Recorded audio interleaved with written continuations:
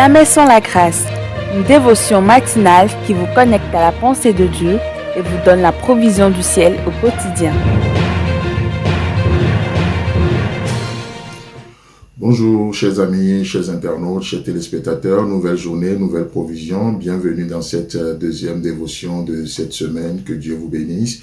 Précieux Jésus, nous inclinons au-delà de nos têtes, nous inclinons nos cœurs devant toi, en signe de reconnaissance de ton règne dans nos cœurs. Et ce matin, nous déclarons que ton règne vienne, que ta volonté soit faite encore aujourd'hui.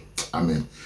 Chers amis, chers internautes, nous continuons notre aventure dans Marc chapitre 10, comme on avait commencé, continué d'ailleurs hier, et parlant de cette histoire de Jésus, parce que c'est lui le personnage principal, voyez-vous, c'est lui le personnage principal. Et cet acteur, ce principal personnage, va agir sur des personnages secondaires, et ici, il est question de Bartimée, qui est aveugle mendiant, qui était assis au bord de la route. Il n'était même pas sur le chemin, il n'était même pas sur la voie, il était il était au bord du chemin. Mais Jésus-Christ va intervenir et ce dernier, comme on le verra plus tard, va revenir sur la voie, c'est-à-dire le servir, le témoigner de lui partout.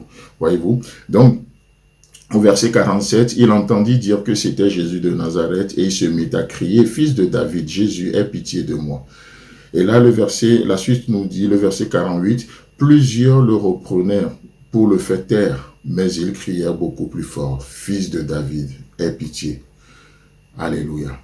Ce matin, je m'aurais dit qu'il y a quelqu'un qui a besoin de crier encore plus fort. Il y a quelqu'un qui a besoin de persévérance aujourd'hui. Pourquoi? Parce que ça ne sert, oui, une chose c'est de dire la vérité, mais des voix vont essayer toujours d'étouffer cette vérité. Les voix vont se soulever pour vous faire douter de cette vérité.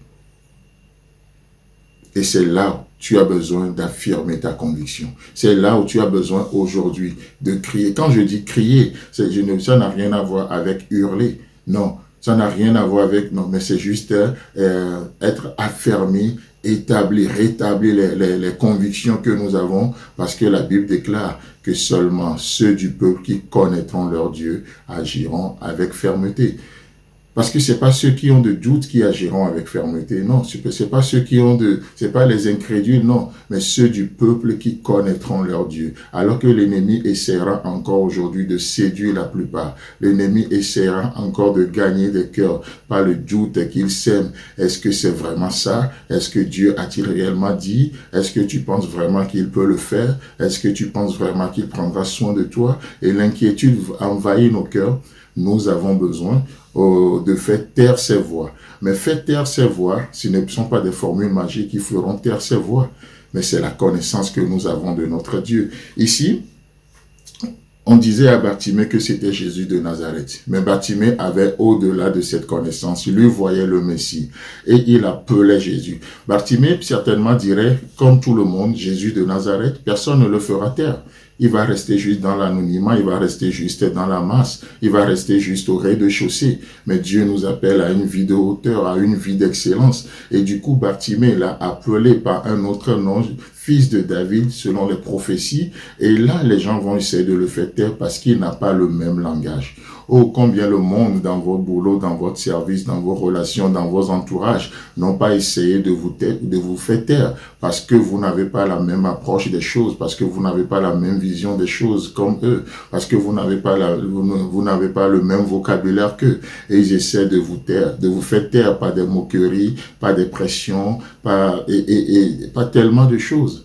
Mais Bartimée, ici, nous est dit, et beaucoup le reprenaient pour le faire taire, mais il criait beaucoup plus fort. Alléluia.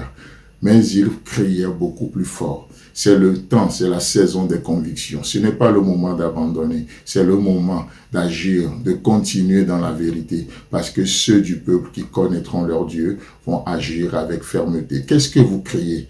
Qu'est-ce que nous sommes appelés à crier? Nous ne sommes pas appelés à crier des formules, nous ne sommes pas appelés à crier des religions, nous ne sommes pas appelés à crier notre propre justice, loin de là. Mais nous sommes appelés à crier son caractère. Nous sommes appelés à crier qui il est, le Messie, la promesse. Nous sommes appelés à faire valoir ces choses. C'est tout ce que Bartimée faisait valoir. Jésus criait plus fort, fils de David, Fils de David, aie pitié. Oh Seigneur, à cause de ton amour, agis encore. Oh Seigneur, à cause de ta grâce, interviens encore. Oh Seigneur, oui, le monde veut me faire croire telle chose, mais je compte sur toi. À cause de ta nature, et nous faisons valoir qui il est.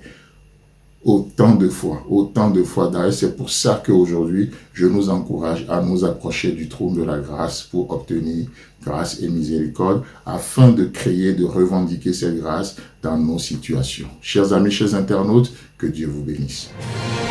Si vous avez aimé cette émission, parlez-en à vos amis.